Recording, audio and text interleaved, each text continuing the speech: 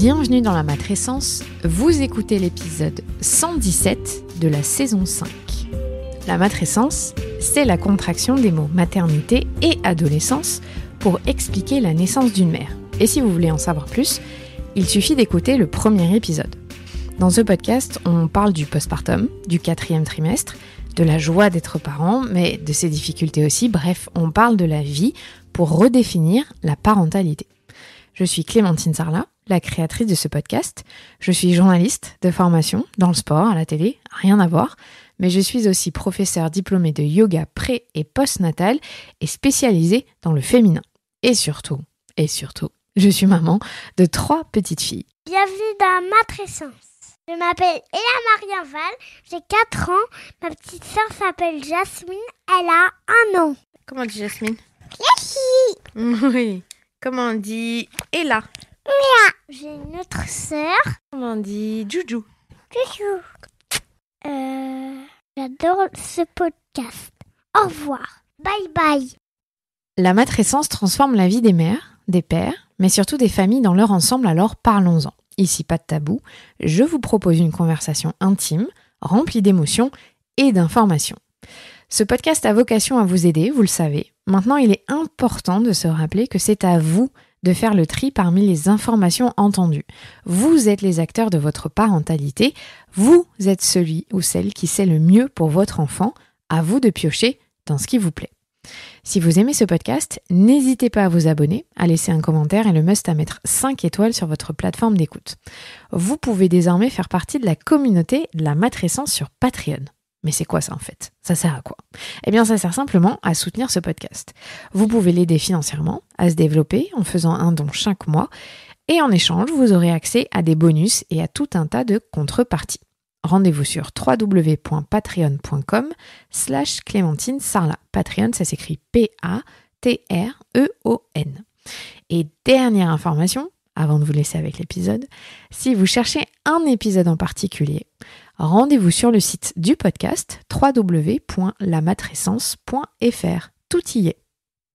J'ai découvert le livre « Faites votre glucose révolution » écrit par Jessie Inchauspé au printemps dernier et ça a été une vraie prise de conscience pour ma santé. Ce livre, on peut le dire, a changé ma relation à mon corps parce que, enfin, j'ai réussi à comprendre son fonctionnement de manière ultra simple. Jessie Inchauspé est biochimiste de formation et elle s'est intéressée de très près ces dernières années au glucose. Si vous aussi, vous avez toujours cru que le glucose était réservé aux personnes diabétiques, vous n'êtes pas les seuls. Sauf que être capable de lisser sa courbe de glucose chaque jour apporte des bénéfices insoupçonnés. Ici, on parle du syndrome des ovaires polykystiques, parce que oui, le glucose a un impact sur la fertilité et notamment via le SOPK. On parle de vieillissement de la peau, de fringales qui nous rendent fous, de comment réduire les crises émotionnelles de nos enfants en faisant attention au sucre donné. On évoque même une étude incroyable qui parle du glucose et du couple. Bref, en 10 conseils ultra simples, votre vie va changer, je vous l'assure. Je vous souhaite une très bonne écoute.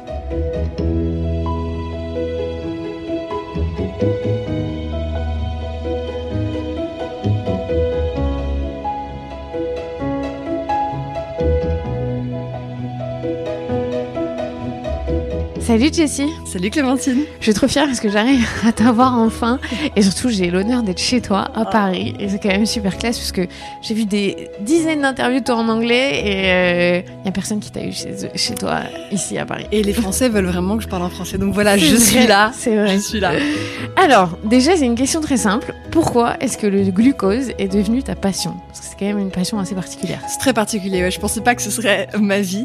Écoute, en fait ça vient d'un chemin très personnel de santé. Quand j'avais 19 ans, je me suis cassé le dos. Et j'ai beaucoup souffert physiquement, mentalement, j'ai eu une grosse opération. Et si tu veux, à ce jeune âge, ça m'a un peu propulsée dans une démarche, dans une recherche de la santé et juste du bien-être. Parce que je me sentais complètement brisée après cet incident. Et je me suis rendu compte que le plus important, c'est la santé. Si t'as pas ta santé, vraiment, ça va pas aller très bien et c'est un peu le premier truc à fixer dans ta vie. Donc, j'ai commencé une espèce de quête pour essayer de comprendre comment je pouvais améliorer mon bien-être et me sentir mieux. Donc, j'ai commencé par étudier la biochimie en master aux US. Ensuite, je suis partie bosser dans la génétique à la Silicon Valley à San Francisco. Et lorsque j'étais là-bas, j'ai eu l'occasion, complètement par hasard, de porter un capteur de glycémie, qui est un petit outil qui a été construit pour les diabétiques, qui se porte sur le derrière j'allais dire de l'arbre, je sais pas pourquoi, le derrière du bras. C'est un petit cercle blanc qui mesure en continu ton taux de sucre dans le sang ou ton taux de glucose dans le sang. Et moi, Clémentine, je l'ai mis parce que ça faisait partie d'un experiment, d'une petite recherche qu'on faisait dans la boîte. Je pensais que ça allait être intéressant, mais je pensais pas que ça allait fondamentalement me changer la vie. Et en fait, j'ai découvert des choses ahurissantes. J'ai découvert que moi, personne sans diabète, j'avais quand même des pics de glucose tous les jours, très hauts, dans des zones que je ne pensais pas atteignables par les gens non diabétiques. Et deuxièmement, je me suis rendu compte que ma santé mentale, mon bien-être, allait beaucoup mieux quand j'avais pas ces pics. Et que lorsque j'avais des jours avec plein de pics, je me sentais beaucoup moins bien. Donc, ça créait des problèmes d'anxiété, je me sentais fatiguée, je me réveillais, j'étais pas bien. Enfin, ça a exacerbé plein des problèmes que j'avais commencé à développer après mon accident. Et donc là, je me suis dit, ok, c'est quand même dingue ce truc, genre pourquoi personne n'en parle? Est-ce que je suis folle? Est-ce que c'est vrai ce que je vois? Donc je me suis plongée dans les recherches. J'ai lu, si tu veux, bon, c'est marrant parce qu'à ce moment-là, je m'étais tordu la cheville et je pouvais pas sortir de mon canapé pendant genre 6 semaines parce que c'était vraiment une mauvaise tordage de cheville. Et donc j'ai passé 6 semaines à juste lire toutes les études scientifiques que je pouvais trouver sur le glucose dans mon canapé. Et j'ai découvert des trucs de dingue. J'ai découvert que depuis 5 ans, en fait, des scientifiques autour du monde ont compris que le glucose, c'est important pour tout le monde et pas seulement pour les gens diabétiques. J'ai compris que j'étais pas seule dans l'observation de ces pics de glucose. Il y avait des études américaines qui disent qu'environ 80% de la population non diabétique a ces pics de glucose tous les jours. Donc ça, c'était number one. Je me suis dit, ok, je suis pas toute seule, je suis pas folle. Il y a des millions et des millions de gens. Voilà, c'est vraiment un truc très, très, très commun. Deuxièmement, j'ai commencé à me pencher sur le sujet de qu'est-ce que font ces pics et pourquoi ils sont importants. Et j'ai compris qu'en fait, les pics de glucose, ça impacte des centaines de parties de notre santé physique et mentale. Donc j'ai vu une corrélation assez dingue, tu vois, et des impacts d'un point de vue biologique vraiment extrêmement surprenants. Et ensuite, troisième découverte, j'ai découvert des études qui m'ont permis de mettre en place des conseils ou des techniques en fait dans la façon de m'alimenter de tous les jours qui me permettaient d'éviter ces pics de glucose sans arrêter de manger mes spaghettis, mes gâteaux au chocolat que j'adore. Donc j'étais là et après ces quelques mois d'expérimentation, je me sentais tellement mieux que je me suis dit OK, genre ça c'est vraiment un truc de ouf. Donc j'ai commencé à en parler à mes amis, ma famille. Eux ont commencé à mettre en place les conseils. Ils se sont sentis mieux également. Ils m'ont demandé, est-ce que tu peux mettre ça sur Internet parce qu'on veut le partager avec le cousin, la tante, le frère, l'ami, machin. Et donc, j'ai commencé ce compte Instagram où j'ai partagé mes découvertes sur le glucose et j'ai partagé les études qui avaient été publiées par des grandes équipes de recherche autour du monde. Et voilà, donc là, on est 3 ans, 4 ans après. Et maintenant, le glucose, c'est toute ma life parce qu'en fait, les gens ont vraiment besoin de cette information. Normal. Et je suis ravie de la partager parce que ça a changé ma vie et j'espère que ça va continuer à changer la vie d'autres personnes. Est-ce que tu peux expliquer assez grossièrement, parce qu'on peut aller très loin dans l'explication, mais c'est quoi le glucose? À quoi ça sert? Pourquoi c'est si important dans notre corps? Ouais, le glucose, c'est l'énergie principale de ton corps. Donc, chaque cellule de ton corps utilise le glucose pour de l'énergie. Donc là, tu tiens ton micro avec ta main droite. Les cellules de tes doigts et de ta main droite sont en train de brûler du glucose pour avoir assez d'énergie pour tenir le micro, tu vois. Les cellules de mon cœur sont en train d'utiliser du glucose pour que mon cœur arrive à battre. Les cellules de mon cerveau pour que j'arrive à réfléchir. Chaque cellule de ton corps se sert du glucose.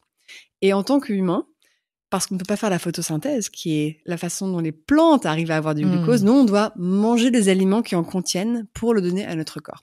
C'est grossier, c'est ce qui se passe en général. Il y a bien sûr des exceptions, mais voilà, en général, c'est ce qui se passe. Et les aliments qui contiennent du glucose de manière générale sont les aliments sucrés ou les féculents. Donc, aliments sucrés, n'importe quoi qui a un goût sucré. Ça peut être des fruits, des cookies, des desserts, du sucre, des jus de fruits. Et les féculents. Donc, pâtes, riz, pain, etc. Donc, tu peux te dire, OK, si le glucose, c'est l'énergie principale de mon organisme et que je l'apporte à mon organisme en mangeant des choses sucrées et des féculents, tu peux te dire logiquement, donc en fait, l'objectif, c'est de manger un maximum de féculents et de choses sucrées pour avoir un maximum d'énergie. Et c'est là que, en fait, ça break down et ça va pas. Ça va pas du tout. Pas du tout. J'aime bien prendre l'exemple d'une plante. Donc, si t'as une plante chez toi, tu sais qu'il faut lui donner un petit peu d'eau pour qu'elle reste en vie. Mais si tu lui donnes trop d'eau, la plante, elle va se noyer, elle va mourir, et là, c'est la cata, et voilà. Un corps humain, c'est pareil. Un peu de glucose, c'est bien, mais trop de glucose pose des problèmes. Ouais, logique. En même temps, Tu trouves ça logique? l'excès dans tout Oui, est mauvais. C'est comme trop d'oxygène. Voilà, on meurt à trop d'oxygène. Trop d'eau. Ouais. On sait que c'est pas bon. Alors, le glucose, ça a aussi une importance et une incidence sur la fertilité. Je pense que c'est très important pour les parents, futurs parents, de comprendre ça. On parle beaucoup du syndrome, le SPOC, en français, c'est SOPK. SOPK, Ouais. Et donc, ça a quoi comme incidence exactement sur ça, sur les ovaires polykystiques? Ouais. En fait, trop de glucose impacte plein de choses dans le corps, que ce soit comment tu te sens tout de suite, ta santé à long terme, ta santé mentale, ta santé physique et les hormones. Donc, le SOPK, ça devient de plus en plus commun. On pense que c'est environ, je crois, une femme sur 8 de nos jours qui est atteinte de SOPK. Donc, le SOPK, c'est le syndrome des ovaires polykystiques. Et qu'est-ce que le SOPK? En fait, tu vas être diagnostiqué avec du SOPK si, par exemple, tu n'as plus tes règles ou elles sont irrégulières, si, par exemple, tu commences à développer des poils sur le visage en tant que femme. En fait, il y a une espèce d'imbalance de tes hormones qui se met en place, et on sait que le SOPK, en général, c'est dû au fait qu'un corps féminin a trop de testostérone. Et donc, ce trop de testostérone, d'hormones masculines, va créer tous ces symptômes. Et un des symptômes les plus communs, c'est du coup l'infertilité. C'est pour ça que c'est super intéressant. Donc, quel est le lien entre le glucose et la testostérone? Eh bien, quand dans ton corps, il y a trop de glucose, quand tu enregistres trop de pics de glucose pendant trop longtemps, ton corps va sécréter de l'insuline par le pancréas. Et le rôle de l'insuline, c'est d'essayer de baisser ces pics de glucose et de te protéger contre les effets secondaires. Le problème, c'est que trop d'insuline en elle-même, ça va également causer des problèmes. Trop d'insuline, ça fait 2 choses qui vont engendrer ce surplus de testostérone. Number 1, trop d'insuline, l'insuline, va dans tes ovaires et dit à tes ovaires de fabriquer plein de testostérone. C'est juste un side effect de ce surplus d'insuline. Et number 2, quand tu as trop d'insuline dans le corps, ton corps ne peut plus transformer les hormones masculines en hormones féminines, qui est normalement un processus qui se passe tout à fait normalement. Donc, gros déséquilibre. Exactement. Donc, du coup, tu as trop de testostérone. Et du coup, voilà tous les symptômes qui sont appelés le syndrome des ovaires polykystiques. Et alors, en général, ce que tu vois, c'est que les femmes qui ont du SOPK, on leur dit, prenez de la pilule, ça va vous régler le problème. En fait, la pilule, qu'est-ce que c'est? Ce sont des hormones féminines. Donc, oui, tu es en train de rajouter des hormones féminines dans ton corps, du coup, la balance revient, mais c'est artificiel. Et une fois que tu arrêtes la pilule, bam, toute la testostérone, elle est encore là. Et donc, pour avoir des enfants, ça marche voilà. quand même pas. Et c'est pour ça qu'on voit tellement de femmes qui ont pris la pilule pendant des dizaines d'années, qui l'arrêtent parce qu'elles veulent avoir un enfant, et là, elles n'ont pas leurs règles. Elles sont là, en fait, je peux pas, qu'est-ce qui se passe? Et là, on leur dit, voilà, SOPK, etc. Donc, la pilule masque les symptômes et crée des règles artificielles, mais en aucun cas est-ce que la pilule va régler le problème. Il faut apprendre à gérer son taux de glucose et d'insuline pour régler ce problème en amont. Et je veux juste dire, donc, le surplus de glucose et d'insuline, c'est une des causes principales du SOPK. Il y a aussi des gens chez qui le SOPK est dû à d'autres choses. Mais en manière générale, il faut commencer par le glucose et l'insuline parce que, comme je te disais, la majorité d'entre nous ont des problèmes de glucose. Donc, c'est vraiment ça qu'il faut régler en premier. Mais donc, ça veut dire qu'il peut potentiellement, il y a des femmes qui ont été sous pilule pendant 20 ans qui ne savent même pas qu'elles ont le syndrome des ovaires polykystiques parce que ça a masqué, et qui se réveillent 20 ans après alors qu'on aurait dû tout de suite souligner ce problème. Et c'est extrêmement commun. Moi, je reçois des messages tous les jours de femmes dans cette situation. C'est vraiment en train de devenir quelque chose de... Bon, maintenant, il y a une solution très répandue. Voilà. Simple déjà pour la plupart. Hein. Exact. Parce qu'en fait, des médecins, évidemment, mais... Oui, mais en fait, donc...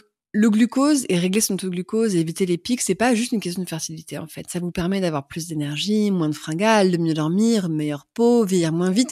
Donc, en fait, même si vous êtes sous pilule et que pour l'instant vous voulez pas d'enfant, il y a plein de raisons d'éviter les pics dès maintenant. Comme ça, si une fois que vous voulez avoir des enfants, vous arrêtez la pilule, vous n'aurez pas de mauvaises surprises.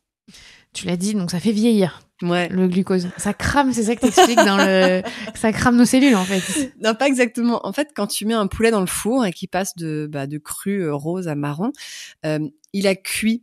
Et il a cuit à travers un processus qui s'appelle la glycation. Ok? Et en fait, la glycation, comme tu peux l'entendre, ça vient du mot glucose. Et dans ton corps, le glucose, depuis le jour où tu es né, va engendrer ce processus de glycation, qui est un processus de cuisson. Et donc, à partir du jour où tu es né, tu commences à cuire doucement. Et ensuite, lorsque tu es complètement cuite, eh bien, tu meurs. Voilà, c'est un processus de vieillissement dans le corps. Et donc, le plus on a de pics de glucose, le plus rapidement la glycation se passe. Et je sais pas si tu vois en pharmacie, il y a plein de crèmes qui disent ça aide pour la glycation de la peau, machin. Ça est en train d'essayer de targeter ce même processus. Et la glycation, tu peux la voir sur la peau, donc ça crée des rides, mais également tu la vois en interne et ça abîme les organes et ça les fait vieillir. Et la raison pour laquelle la glycation crée des rides, c'est parce que la glycation abîme le collagène. Et lorsque le collagène est abîmé, voilà, les rides se forment. Donc oui, pour plein de personnes, en fait, cette motivation de vieillir moins vite et d'avoir moins de rides, c'est la number one motivation pour éviter les pics, ce qui est très bien parce que ça va aussi aider la santé. Mais si c'est ça qui vous motive, vraiment, allez-y quoi, go. Ouais, d'accord.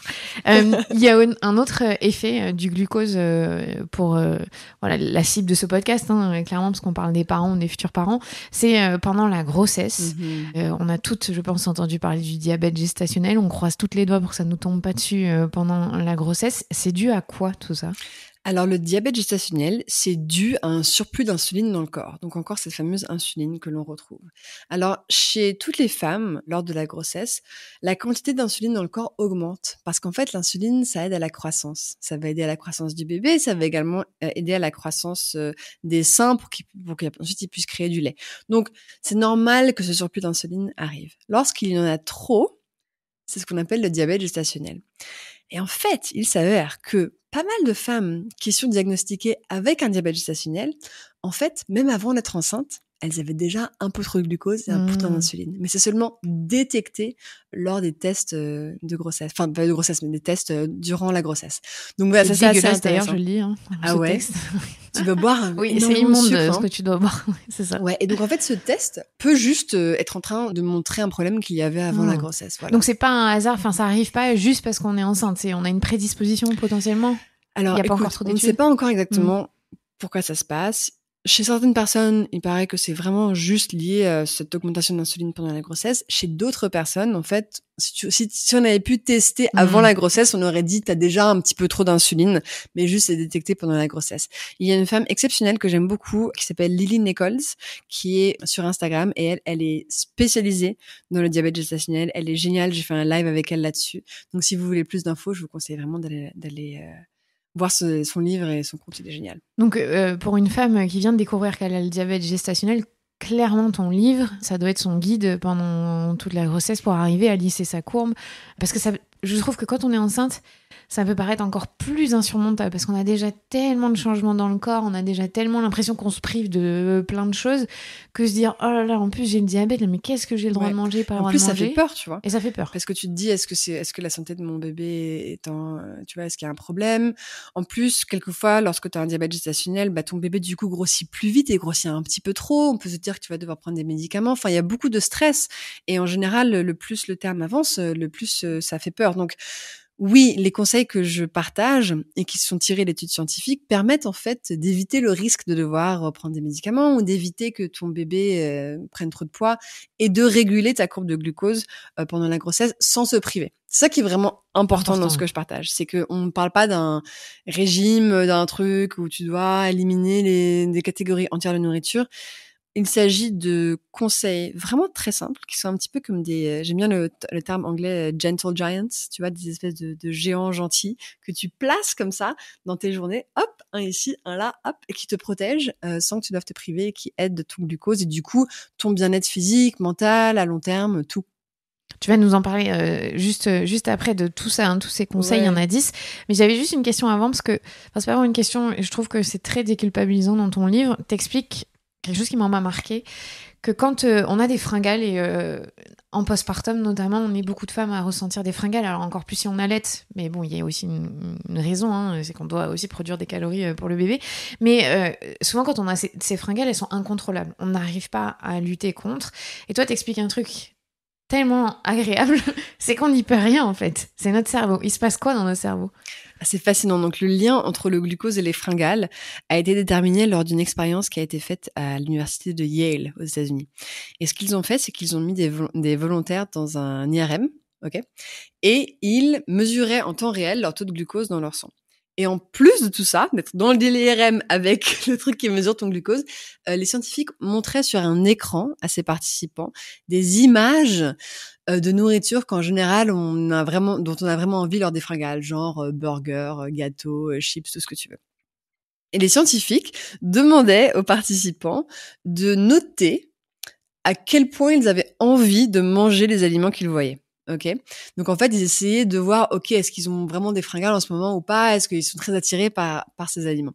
Et les scientifiques ont découvert que lorsque les taux de glucose des participants étaient stables, les participants n'avaient pas particulièrement envie de manger ce qu'ils voyaient. Mais lorsque leur taux de glucose était bas, tout d'un coup, hop, ils avaient envie de manger des burgers et des gâteaux. Et dans l'IRM, les scientifiques ont vu qu'il y avait une partie de leur cerveau qui s'activait très fortement, qui est la partie du cerveau qui régit les fringales. Donc, qu'est-ce que ça veut dire? Ça veut dire que lorsque notre taux de glucose est bas, ce qui arrive après chaque pic de glucose, ok? On pique et on crash. C'est un peu un roller coaster. Lors de ce crash, il y a quelque chose qui se passe biologiquement dans notre cerveau que l'on ne peut pas contrôler, qui est que notre cerveau nous dit « Clémentine, il faut manger des cookies. Attention. Okay. Attention, il faut manger quelque chose du sucre, n'importe Tu vas mourir, quoi. Voilà. Il est en peur. Ouais, c'est une réponse complètement biologique qui est pas quelque chose qu'on peut contrôler, en fait, et qui est extrêmement difficile à contrôler. Et donc, c'est pour ça que j'aime beaucoup parler de ce sujet parce que quand on a des fringales, en général, on se sent très coupable. On a l'impression, oh là là, j'ai aucune volonté, je suis vraiment nulle, machin. En fait, non, les fringales, de manière générale, sont liées à ce roller coaster glycémique sur lequel on est. Donc, qu'est-ce qu'on fait? Si on lisse la courbe de notre glycémie, si on évite les pics et du coup, on évite les creux, naturellement, en fait, les fringales s'en vont. Sans histoire de volonté ou de force. C'est vraiment juste que biologiquement, comme t'es plus sur ce roller coaster, bah le centre des fringales du cerveau ne s'active plus. Donc voilà. Et tu donnes un exemple qui m'a frappée, parce que j'ai expérimenté ce que tu dis, de ce moment où t'as plus les fringales et tu te dis, waouh, déjà comment ça fait du bien de ne plus être... Ça rend fou, hein, les fringales, d'être omnubilé par il faut que je mange, j'ai faim, et ça tourne en rond. Et tu donnes cette image de, on peut regarder un gâteau au chocolat qui nous donne envie, qui a l'air bon, mais on se dit, ouais, bah, ça a l'air bon, mais en fait, j'en ai pas envie. Exact. Et ça, mais le jour où ça t'arrive et t'y arrives, tu te dis, waouh, en fait, c'est possible, quoi. Ouais. Alors que t'as pu passer des mois et des mois, voire des années, à te dire, si je le mange pas, je vais mourir. Enfin, c'est extrêmement libérateur. Ouais, c'est vrai. Ou même de se dire que tu ne peux pas avoir des gâteaux chez toi, parce que si tu les as chez toi, tu vas les manger. Ça, c'est énorme, tu vois. Et une fois que t'as lissé ton glucose, bah, tu peux avoir tous les gâteaux du monde, tu peux passer devant la pâtisserie, la boulangerie, tu peux être à table avec des gens qui mangent un dessert. Et dire non. Et dire, bah, je sais pas, c'est pas mon gâteau préféré, moi, les tartes aux pommes, ça va. Et juste... Ouais, et pas te dire, je le fais pas parce que je vais me punir, sinon, on n'est pas... C'est vrai que c'est dans une paix mentale Enfin, moi, j'avais oublié quand j'ai commencé à réussir à lisser ma courbe, je me disais, mais c'est incroyable. Donc, tu vas nous expliquer. Paix mentale et également, je trouve qu'on retrouve le plaisir. Oui. Parce que du coup, tu vois, on se dit, ah, cette semaine, j'ai envie de manger mon gâteau préféré. Donc, tu prévois que demain, tu vas aller au magasin. Tu vois, c'est une espèce de plaisir de manger ton truc préféré plutôt que 4 fois par jour te sentir complètement contrôlé par ces envies contre lesquelles tu dois te battre et qui te font te sentir coupable. Alors, explique-nous. Dans ton livre, tu as mis 10 principes qu'on peut suivre et qui permettent d'aider à lisser sa courbe de glucose. Donc, si tu peux nous les donner déjà, et après, on va en parler. Ouais, bien sûr. Donc, j'ai eu l'occasion d'écrire ce livre, Faites votre glucose révolution, dans lequel je parle de tout ça. Il y a plein d'histoires, j'explique la science, c'est très imagé. Donc, si ça vous intéresse, plongez-y vous. Parce que vraiment, j'adore. Bref. Alors, les conseils. On va commencer par le premier du livre, qui est manger les aliments dans le bon ordre. Donc, qu'est-ce que ça veut dire? On sait, d'après les études scientifiques, que lorsqu'on est face à un repas, si on mange les aliments du repas dans un ordre précis, on peut réduire le pic du glucose du repas jusqu'à 75%. Donc, sans changer ce qu'on mange, sans changer la quantité de nourriture, en ne changeant rien que l'ordre dans lequel on mange, on peut réduire de façon très très significative le pic de glucose du repas et du coup toutes les conséquences du pic de glucose. Donc quel est l'ordre? C'est légumes en premier, protéines et graisses en deuxième et féculents et sucres en dernier. Donc par exemple, on commence par les brocolis, ensuite on mange l'avocat, le poulet, ensuite le couscous et le dessert. Bon, le dessert à la fin, c'est pas révolutionnaire, mais bon, le reste c'est plus intéressant. Attends, si t'écoutes nos enfants, on pourrait manger le dessert de tout le temps en premier. C'est vrai. T'as raison. Et donc pourquoi est-ce que ça marche? Parce qu'en fait, les fibres dans les légumes, lorsqu'on les mange en premier lors d'un repas, elles ont le temps de passer dans l'estomac et ensuite l'intestin. Et dans l'intestin, elles se déploient, un peu comme un Transformers, tu vois. Elles se déploient et elles créent un bouclier protecteur dans l'intestin. Et ce bouclier va rester en place pendant quelques heures et va éviter que les molécules de glucose qui viennent après ne soient absorbées trop vite dans ton sang. Voilà. Donc, est-ce que tu dois être draconienne et manger tous les brocolis avant de passer au poulet ? Non, tu vois, mais lorsque c'est facile de séparer les aliments et de manger à peu près dans cet ordre-là, ça va vraiment faire une différence. Mais si tu manges un sandwich ou un plat de pâtes avec plein de trucs mélangés, c'est pas le bon moment de commencer à séparer les boulettes et les feuilles de basilic. Ok, on n'en est pas là. Non, mais tu peux te mettre une salade, c'est ça? Exactement. Ouais. Donc, conseil numéro 2, qu'est-ce qu'on fait en fait ? Je vous conseille d'ajouter en entrée de tous vos repas une entrée à base de légumes pour justement avoir cet effet bénéfique des fibres. Donc, ça peut être n'importe quel légume. Ça peut être salade, crue, bouillie, au four, tout ce que tu veux. Et je pense qu'il faut environ que cette entrée fasse 30% du repas. J'essaie de voir un petit peu les pourcentages. Je pense que c'est environ dans ces eaux-là. Donc, on ajoute une entrée en début de repas à base de légumes qui constitue 30% du repas et ça aide énormément. Tu fais ça ? Moi, je fais toujours. Maintenant, pendant tout l'été, j'ai mangé des concombres. Ouais. J'ai initié mes filles aux concombres et elles adorent, donc c'est top parce que je me disais, ok, au pire, elles ont mal mangé. C'est pas grave, elles ont mangé une salade en entrée et je leur faisais la petite vinaigrette, tu m'en parlais après avec le vinaigre de cidre. Donc je me disais, j'ai au moins fait 50% du job. Elles peuvent manger de la merde derrière. Ça me rassure de savoir qu'elles ont... Et en fait, elles ont adoré et c'est devenu une habitude de toujours manger. Je leur expliquais tout ce que t'as expliqué. Donc c'est marrant parce que les petits, en fait, il faut qu'on s'en rende compte. Ils comprennent quand on fait que leur dire non, mange pas ça, c'est pas bon. Mais moi, je les dis, ça, c'est bien pour toi parce que... Et j'ai expliqué plus simplement ce que tu disais et elle était hyper intéressée, ma fille de 5 ans. D'essayer de dire, ok, c'est bon pour moi, je veux le faire. On devrait faire un livre pour les enfants. Non, mais vraiment. Et en fait, ils sont intéressés. Ils sont super intéressés, mais c'est juste qu'on leur explique pas bien. On leur donne beaucoup d'interdits. Et évidemment, manger McDo tous les jours, c'est pas possible. Manger des chips à l'apéro, ça a l'air chouette, mais prends des concombres. Ouais. Après, on en parle. Non, mais écoute, c'est vraiment exceptionnel parce qu'en plus, quand tu fais ça, tu évites le pic, tu évites le crash. Donc, du coup, c'est pas seulement le repas en lui-même qui va avoir moins d'impact néfaste, mais c'est également le reste de ta journée qui va mieux se passer. Tu auras plus d'énergie, moins de fringales. Enfin, c'est un truc très important à mettre en place. La troisième chose dont je parle dans le livre, c'est qu'il faut arrêter de compter les calories. Il faut juste arrêtons de compter les calories. Parce que les calories, à la base, comment est-ce que c'était mesuré ? C'était mesuré d'une façon très étrange. En fait, le principe, c'était de prendre une boîte, de mettre dans la boîte l'aliment dont tu veux mesurer les calories, genre, je sais pas, un cookie. Tu fermes la boîte, tu mets la boîte dans une bassine d'eau, et ensuite, par un petit mécanisme, tu mets le feu au cookie dans la boîte. Ok, donc t'as une boîte avec un cookie dedans, le cookie en feu, et ensuite tu mesures avec un thermomètre par combien de degrés est-ce que l'eau autour de la boîte se réchauffe. Et l'augmentation de la température, c'est comme ça qu'on ensuite on vient à dire voilà le nombre de calories dans l'aliment. Donc, si un cookie et je sais pas un chou-fleur, non peut-être pas, si un cookie et un yaourt grec ont le même nombre de calories, ça veut simplement dire que lorsqu'on les met dans la boîte submergée par de l'eau et qu'on leur met le feu, ils vont augmenter la température de l'eau par le même nombre de degrés. Ok, c'est vraiment juste une mesure de température, si tu veux. Ça ne te dit rien de l'effet de l'aliment sur le corps. Ça ne te dit rien des molécules qui le composent. Ça ne te dit rien du pic de glucose ou de pas le pic de glucose que ça va créer. Vraiment, ça ne donne aucune information sur l'impact que ça va avoir sur la santé. Bien sûr, c'est une mesure de quantité, tu vois. Si tu compares un gâteau une part de gâteau à 500 calories ou 2 parts de gâteau à 1000 calories, oui, bien sûr, ça aide à voir que les 2 parts de gâteau, ça va avoir plus d'impact. C'est plus intéressant, on est d'accord, de regarder le taux de sucre, au final. Oui, absolument, absolument. Donc, taux de sucre, c'est beaucoup plus intéressant à regarder. Donc voilà, j'explique dans le livre, en fait, que les calories, c'est complètement passé. Après, c'est très américain aussi. En France, on a un tout petit peu moins porté sur les calories. Ouais, mais en même temps, tu vois, moi, j'ai grandi avec une mère qui mangeait des Special K et sur la boîte, il y avait écrit seulement 110 calories par bol. Enfin, c'était un truc, tu vois. Ouais, c'est du truc marketing. C'est marketing. Donc, je suis contente que ce soit plus trop le cas, mais je suis d'accord avec toi. Mais c'est juste important à dire parce que tu peux, en fait, utiliser les conseils, complètement arrêter de penser aux calories, arrêter de penser à combien tu manges et juste aller mieux, tu vois, sans faire un truc draconien. Donc voilà. Ensuite, on va parler du petit déjeuner. Le plus important. Quelle est ton expérience du petit déjeuner, Clémentine ? Alors moi, j'avoue, avant toi, je suis quand même très fière parce que ma naturopathe m'avait bien aidée. Je ne mangeais que salé. Donc déjà, Ouais. j'avais éliminé le sucré. Mais grâce à toi, j'ai aussi pris des légumes, ce que je faisais pas au petit-déj. Avant, je mangeais, tu vois, une crêpe sarrasin avec un œuf et, on va Bien. dire, de l'avocat. Et maintenant, je me fais une salade avec, tu vois, Bravo. des graines. Je fais un œuf. Enfin, voilà, je change. Je peux me prendre les légumes de la veille.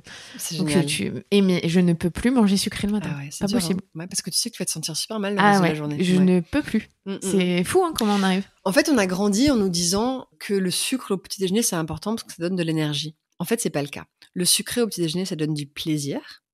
Ça libère de la dopamine dans le cerveau. Mais ce n'est absolument pas une bonne façon de donner de l'énergie à ton corps. Parce qu'en fait, le sucré va créer un pic de glucose. Ce pic de glucose va abîmer les mitochondries dans tes cellules. Et les mitochondries, ce sont les petites organelles qui sont responsables de créer de l'énergie pour le corps. Et donc, dans les études scientifiques, si tu regardes à calories égales, ok, juste pour mesurer la quantité, un petit déjeuner qui crée un pic de glucose ou un petit déjeuner qui n'en crée pas, le petit déjeuner qui ne crée pas de pic de glucose donne plus d'énergie à l'organisme que le petit déjeuner sucré. De même, le petit déjeuner salé va, en fait, te garder, comment on dit, la satiété en français? Te garder? Non, c'est ça, la satiété. On dit quoi? Te garder... Te garder la sensation de... T'as plus faim, c'est ça que tu veux dire? Voilà, t'as plus faim. Ouais. Désolée, hein. C'est l'inverse. Donc, un petit déjeuner salé va couper la faim pendant plus longtemps qu'un petit déjeuner sucré. Donc, tu vas pas avoir faim 2 heures après en train de te dire, oh là là, faut que je mange un petit snack. Donc, le conseil, c'est on prend un petit déjeuner salé plutôt que sucré. Et si vous avez passé toute votre vie à manger un petit déjeuner sucré, faites l'expérience du petit déjeuner salé. Ça change tout de la journée. Parce que la courbe de glucose du petit déjeuner va vraiment avoir un impact extrêmement fort sur la courbe de glycémie des prochaines 24 heures. Super important. Et petit déjeuner salé, c'est important que ce soit orienté autour de la protéine. Donc, on n'est pas obligé de manger que des œufs, on peut manger du poisson, de la viande, des yaourts, du fromage. Yaourt à la grecque, tu précises Ouais, à chaque j'adore. fois. Ouais. On peut manger de la protein powder, on fait un petit shake, on peut manger du tofu, enfin, n'importe quoi qui est à base de protéines. Voilà, ça c'est le plus important. Et vraiment, on se sent extrêmement mieux. Non, c'est sûr que ça change tout. Et tu précises aussi, parce que je sais qu'il y a des gens qui ne mangent pas de petit-déj, c'est leur façon de faire, mais qu'en gros, c'est pas une question de petit-déj, c'est le premier repas de la journée. Exactement. Parce que, en fait, après le sommeil, notre corps est très très vide. Donc l'estomac est très vide. Et la première chose que tu vas mettre dans ton estomac à ce moment-là, donc à jeun, va aller très très rapidement dans ton sang. Logique. Voilà. Donc en fait, c'est pas petit-déj ou pas petit-déj, c'est le premier repas de la journée, que ce soit à 6h du matin ou à 15h, il faut que ce soit salé. Et si tu peux commencer par des fibres, c'est encore mieux parce qu'il y a ce côté protecteur des fibres. Après, je comprends que le petit déjeuner le matin, tu vois, les légumes, c'est un petit peu difficile. Toi, t'es devenue une experte. Mais si vous démarrez, des œufs, un petit peu de fromage, un petit bout de pain, tu vois, c'est un bon... de l'avocat, il y a des choses c'est un bon moyen de commencer. Ouais. Et donc, on passe au prochain conseil. Un petit peu sur ce même sujet de l'estomac vide. Le meilleur moment pour manger du sucre, c'est en dessert. Après un repas complet et jamais sur un estomac vide. Donc c'est super important. Et vous pouvez quand même manger des choses sucrées si vous adorez les spécial K. Mangez-les en dessert après le déjeuner ou le dîner, pas à jeun. Pareil pour le chocolat ou n'importe quoi d'autre de sucré. Non, en vrai, là, je repense juste au petit déj à la française, chocolatine, tout ça, c'est pas en chocolat, pardon, ça dépend d'où on vient. Ou croissant, soit tu conseilles pain et beurre, c'est mieux en fait. Oui, absolument. En gros, absolument. mais il faut enlever la confiture. Exact. Trop de sucre. Pain, beurre. Pain, beurre, fromage. Très bien, oui. Okay. C'est beaucoup mieux que pain, beurre, et confiture. Donc, en gros, la viennoiserie, on la mangerait au dessert du déjeuner. Voilà. C'est mieux. Voilà. Ou si vous voulez commencer encore plus soft, si le pain au chocolat, vraiment, ça doit être le matin, sinon vous pouvez pas, ça va pas le faire. Mangez des œufs avant. Et ensuite, on prend la viennoiserie en dessert du petit-déj. C'est un peu les étapes, tu vois. Tu vas slowly, et après ça marche. Mais vraiment, ça peut être très, très graduel. Ensuite, vas-y. Vinaigre. Ah ouais, la base. La base. Je crois que t'as fait exploser l'industrie de la vente de bouteilles de vinaigre. Franchement, je pense. Écoute, le vinaigre, c'est très surprenant. Donc, vinaigre de cidre? N'importe quel vinaigre. Ouais, n'importe quel vinaigre. Lorsqu'on boit ou qu'on ajoute une cuillère à soupe de vinaigre en début de repas, on réduit le pic de glucose du repas jusqu'à 30%. Sans changer le repas après, hein. Juste en ajoutant le vinaigre. Et quand moi j'ai découvert ça dans les études scientifiques, j'étais assez choquée parce que en fait, c'est dingue comme effet et personne n'en avait parlé. Je me suis dit mais c'est quand même Un truc de fou. Donc, dans les 5 dernières années, plein d'équipes de chercheurs autour du monde ont fait cette découverte que du coup, le vinaigre, ça a un effet extraordinaire sur le glucose. Et pourquoi ça marche? Parce que dans le vinaigre, il y a une molécule qui s'appelle l'acide acétique. Et l'acide acétique a un impact non seulement sur la vitesse de digestion, donc va ralentir la vitesse de digestion des féculents, donc va ralentir l'arrivée des molécules de glucose dans l'intestin. Mais deuxièmement, l'acide acétique va dans nos muscles et dit à nos muscles d'absorber plus de glucose que d'habitude. Ok? Donc ces deux facteurs vont réduire le pic de glucose du repas. Et c'est très simple. Une petite cuillère de vinaigre dans un grand verre d'eau, on dilue, on prend une paille pour protéger les dents si on en a une, avant un repas. Après, on mange le repas normalement.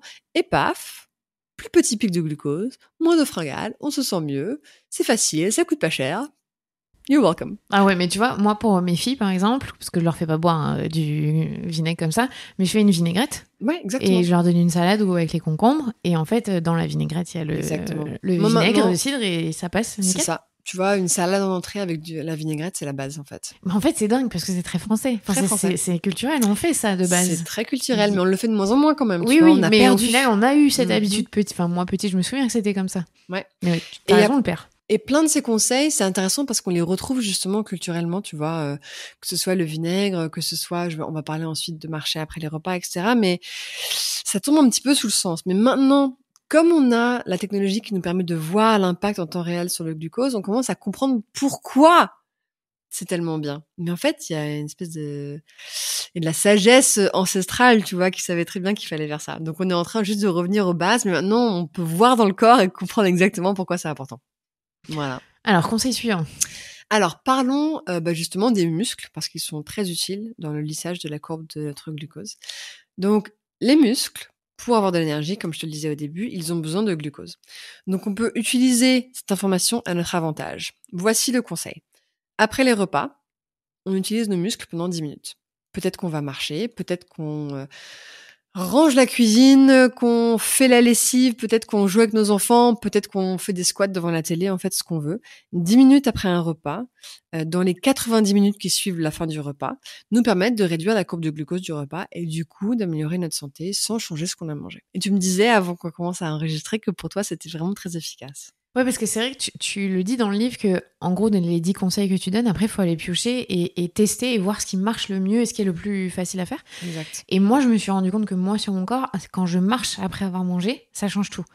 Mais vraiment, le conseil, je pense le vinaigre aussi pas mal, le plus efficace pour moi. Mais peut-être aussi juste simplement parce que ça fait du bien de sortir et de pas aller se caler dans un canapé comme on a eu trop tendance à le faire à cause du confinement. Je pense aussi quand même ça a beaucoup joué sur ça. Et j'ai le souvenir, moi, petite, qu'après manger, on allait tous, le repas du dimanche, tout le monde allait faire une petite marche. Je sais pas, en fait, ça faisait partie de la tradition familiale. Et encore une fois, ça aussi, ça se perd. Ça se perd. Alors que ça a une logique pour notre corps. Absolument, absolument. Et oui, j'aime bien ce que tu as dit, en fait. L'idée, c'est de piocher. Et on va parler du dernier conseil, là, mais l'idée, c'est le conseil qui vous a appelé ou que vous vous êtes dit « Ah, ça, c'est intéressant, c'est facile, j'ai envie de le faire », ça veut dire que c'est par là qu'il faut commencer. Franchement, il faut faire les choses facilement. En revanche, si ça vous est égal, je vous conseille de commencer par le petit déjeuner salé, parce que c'est vraiment hyper important, et par l'entrée à base de légumes en amont des repas. Ces deux-là, ils sont quand même extrêmement puissants, faciles à faire, et vont avoir un impact immédiat, en fait. Si vous faites ça demain, vous allez vous sentir fondamentalement mieux qu'aujourd'hui. Enfin, c'est vraiment... c'est magique, quoi. Ouais, et puis au-delà de ça, il y a plus de ballonnement. Enfin, c'est des trucs très bêtes, mais je pense aussi que les femmes, on s'est habitué à avoir mal au ventre, à pas se sentir bien. Et on s'est habitué à avoir des fringales et à être fatigué, à être pas bien. Ouais. Alors qu'en fait, pas du tout, c'est pas normal. Ouais, c'est pas normal. Mais ça, c'est incroyable parce que vraiment, autour de nous, la plupart des gens, ils souffrent tous les jours en pensant que c'est juste leur vie, c'est juste qui ils sont. Et comme la majorité d'entre nous, nous avons des pics de glucose tous les jours, eh bien, beaucoup de ces symptômes, en fait, viennent de là. Tu vois? Et donc, quand tu évites les pics, beaucoup de ces symptômes disparaissent. Et c'est genre, c'est une autre vie. C'est une autre vie. C'est une autre vie. T'as raison. Absolument. Et sur le dernier, donc, c'est habiller vos glucides. Voilà. Ouais. Je dis en anglais carbs, mais c'est vrai. Donc, l'idée, ce n'est pas de mettre un t-shirt sur la banane. L'idée, en fait, c'est, donc, les glucides, c'est quoi? C'est les choses qui contiennent du glucose. Donc, comme je l'ai dit au début, ce sont les aliments sucrés ou les féculents. Lorsqu'on mange des aliments sucrés ou des féculents, donc des glucides, tout seul, j'appelle ça les manger tout nus, eh bien, ils vont passer très rapidement de l'estomac à l'intestin, à la circulation sanguine. Et donc, le glucose qui est à l'intérieur va passer très rapidement dans le sang et créer un pic. Donc, l'idée, c'est de garder en tête que lorsqu'on mange des glucides, donc du sucre ou des féculents, il faut toujours leur mettre des vêtements. Les vêtements sont les protéines, les fibres ou les graisses. Parce que lorsque l'on habille nos glucides, donc par exemple qu'on met de l'avocat sur le pain, qu'on rajoute des saucisses à un plat de riz, qu'on met un beurre peu de yaourt, cacahuètes. beurre de cacahuètes, Ouais. qu'on met du yaourt grec sur le gâteau au chocolat, eh bien on va réduire la vitesse à laquelle les molécules de glucose dans ces aliments vont arriver dans le sang. Et ça, c'est très très pratique lorsqu'on est en déplacement. Par exemple, t'es à la gare, t'es en rendez-vous, t'es dans la rue, tu veux manger un petit snack, t'as faim. Pense à ça, parce que c'est pas très facile de trouver une salade et du vinaigre. Si tu achètes quelque chose dans un supermarché, pense à ça. Ok, je vais habiller mes glucides. Oui, je peux manger une baguette, mais je vais aussi acheter une carotte crue, de la carotte râpée, et manger ça avec, ou voilà les exemples qu'on a donnés avant. Ouais, donc il y a toujours des petites solutions pour essayer en tout cas de gérer au mieux au quotidien son pic de glucose, et c'est forcément c'est hyper intéressant, et surtout je le dis, je suis la preuve, ça marche, franchement je te jure, j'ai fait faire à ma mère, ça marche. Mais ce que j'aime dans ton truc, c'est qu'on a le choix, et que même toi tu le passes sur les réseaux sociaux, c'est qu'on réagit pas tous de la même façon en fonction de l'âge peut-être qu'on a, j'imagine, de l'état dans lequel on est. Le glucose, tu vois, que ce soit est-ce que tu es déshydraté ou pas, que ce soit ta masse musculaire, la semaine de ton cycle, ton âge, ton stress, ton sommeil, il y a vraiment beaucoup de facteurs qui influent, et il y a beaucoup de conseils. Donc l'idée, c'est de créer ta propre petite musique avec ces conseils, de voir lesquels sont plus faciles pour toi, et de commencer à te les apprivoiser, parce que vraiment ça devient des amis, quoi.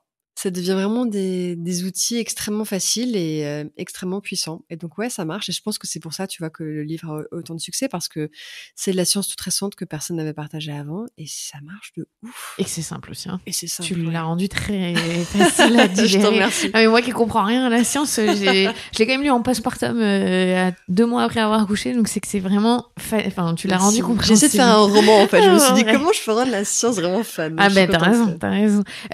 J'aimerais qu'on reparle avec toi de ce dont on fait avec nos enfants, malheureusement, parce que c'est culturel, et toi et moi on a eu la même chose petit, on a tous et toutes mangé des céréales, on a tous lu le paquet de céréales quand on était petits, et moi, joué avec les jeux. Ouais, voilà. Ah, toi t'avais crêpes, ouais. Moi j'ai les Frosties, je pense que les Frosties c'est le pire en plus. Donc on a tout fou avec nos enfants pour le petit déj, parce que leur faire commencer avec des céréales, c'est le pire truc en fait.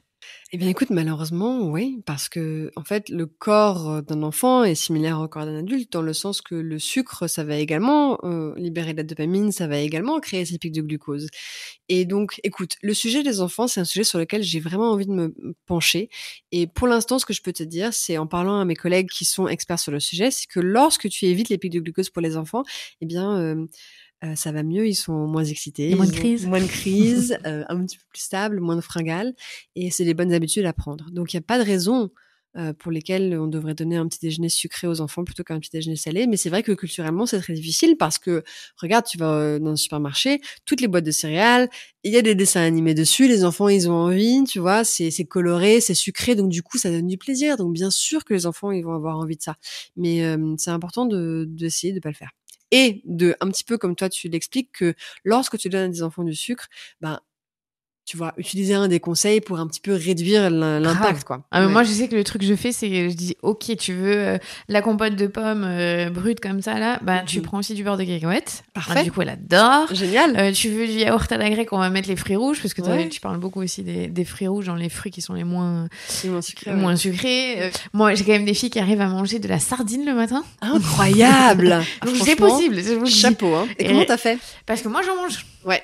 Donc elles me voient manger, donc elles viennent se mettre par sur exemple, moi. en fait. Mais bien sûr. Ouais. C'est sûr que si moi je mangeais des céréales, j'aurais du mal. Alors de manger des tartines Nutella, ça serait plus compliqué. Donc en fait, c'est toi qui. Et pain noir.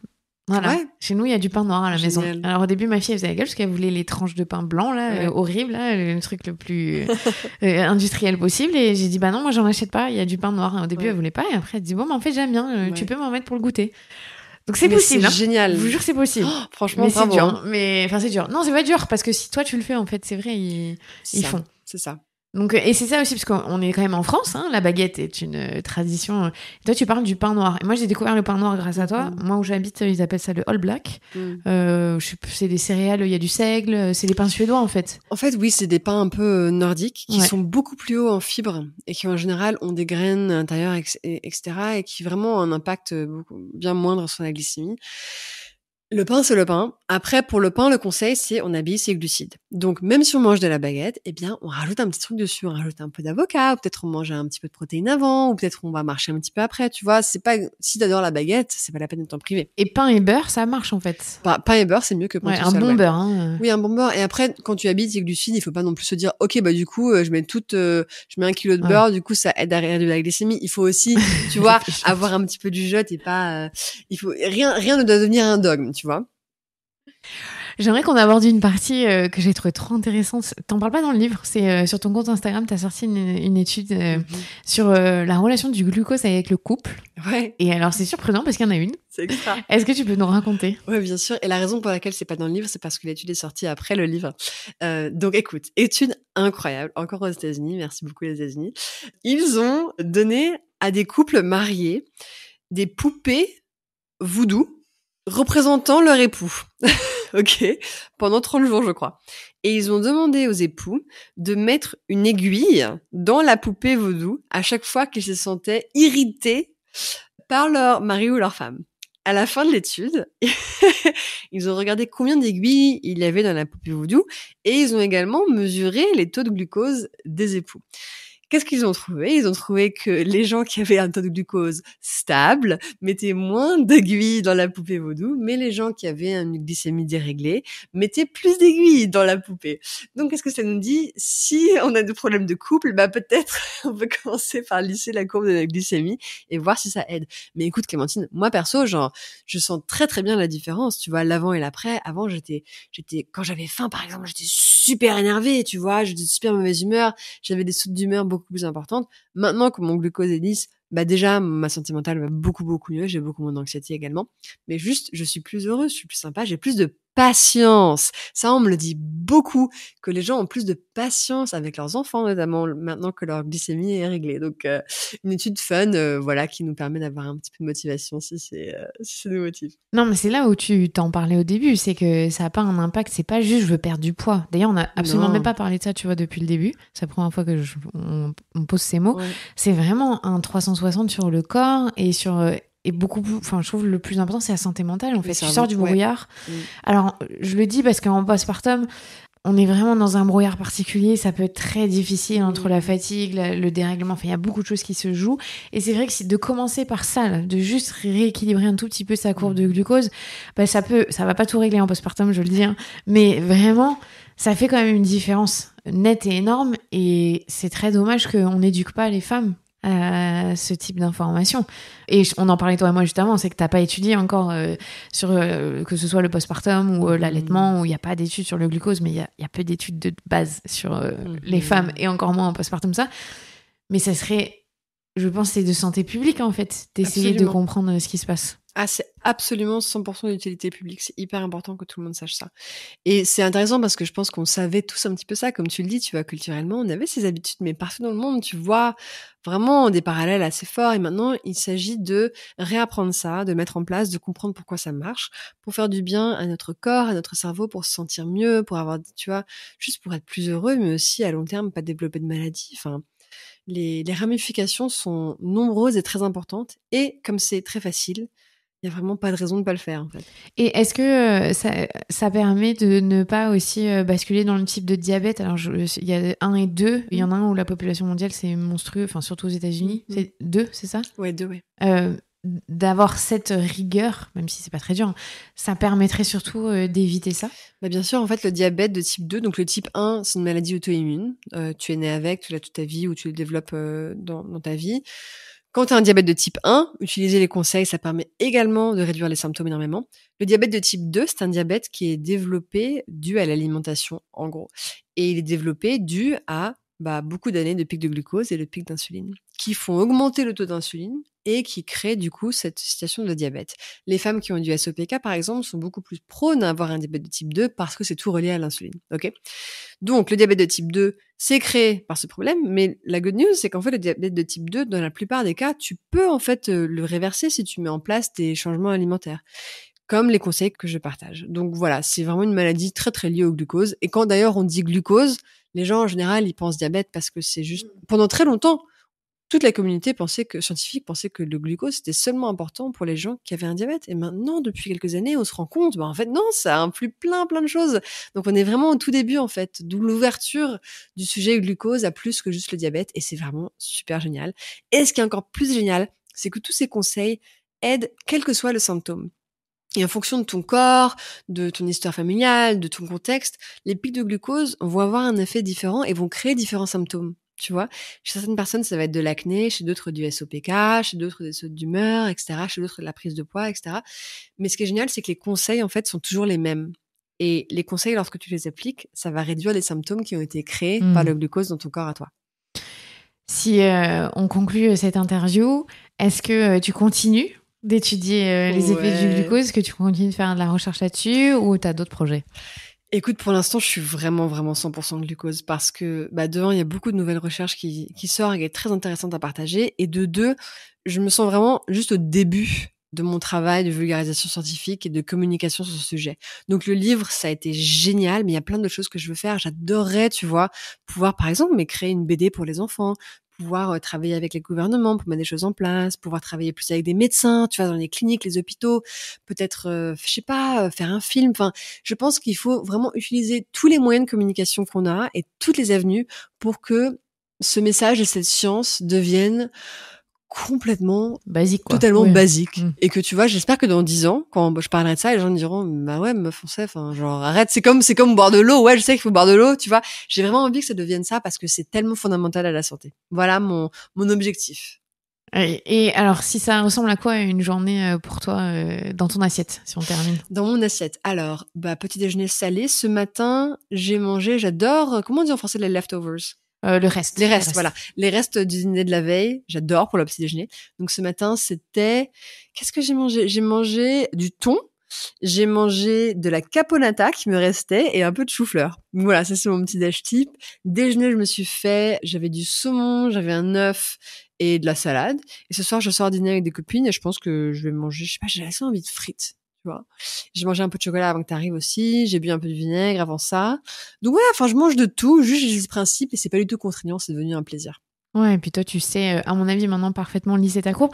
Tu portes toujours ton capteur. Est-ce que c'est utile au début, quand on commence, d'avoir un capteur pour essayer de se rendre compte? C'est une bonne question. Je pense que c'est utile, mais il faut garder à l'esprit que ces capteurs ont été créés pour les gens diabétiques, tu vois, c'est un outil médical et donc du coup, il n'est pas très adapté au reste de la population. Ça peut être assez compliqué de comprendre ce que tu vois, les données, les chiffres, qu'est-ce que ça veut dire.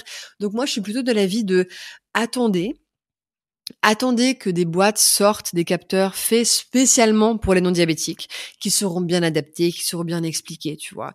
Parce que c'est vrai que ça peut être très compliqué à comprendre, c'est un outil médical. Donc voilà, je suis plutôt de cet avis-là. Après, si vous lisez mon livre, vous allez avoir pas mal de clés qui vous permettront de comprendre, mais on n'a pas besoin de porter un capteur pour l'instant. Je pense qu'il est encore un petit peu tôt. Mais commencez par les conseils du livre et ça va déjà faire un gros effet. Ouais, et dernière chose, c'est que dans ce livre, tu expliques comment on lit les étiquettes. Et c'est très important, cette éducation-là dont on manque. Donc, je vous conseille vraiment son livre, facile à lire. Là, on a été en surface et tu vas bien plus loin dans tous les exemples que tu donnes. Merci beaucoup, Jessie, d'avoir accepté. Je suis trop contente d'avoir vu enregistrer ce podcast. Mais oui, moi aussi, c'est trop cool. C'est trop cool. Donc, le livre s'appelle « Faites votre glucose révolution » aux éditions Robert Laffont. Merci, Jessie. Merci, Clem. Bisous. C'était Jessie Inchospé, biochimiste et autrice. Je suis Clémentine Sarlat, votre hôte. Si vous avez aimé cet épisode, n'hésitez pas à mettre 5 étoiles, vous abonner sur la plateforme d'écoute ou à le partager sur les réseaux sociaux @lamatrescence. Le podcast vient de reprendre après une longue pause bébé. Si vous cherchez un thème en particulier, allez sur le site www.lamatrescence.fr. Vous trouverez votre bonheur et vous pourrez le mettre dans vos oreilles. Il y a déjà plus de 115 épisodes. Cet épisode a été produit par Mini Minois. Prenez soin de vous. À la semaine prochaine.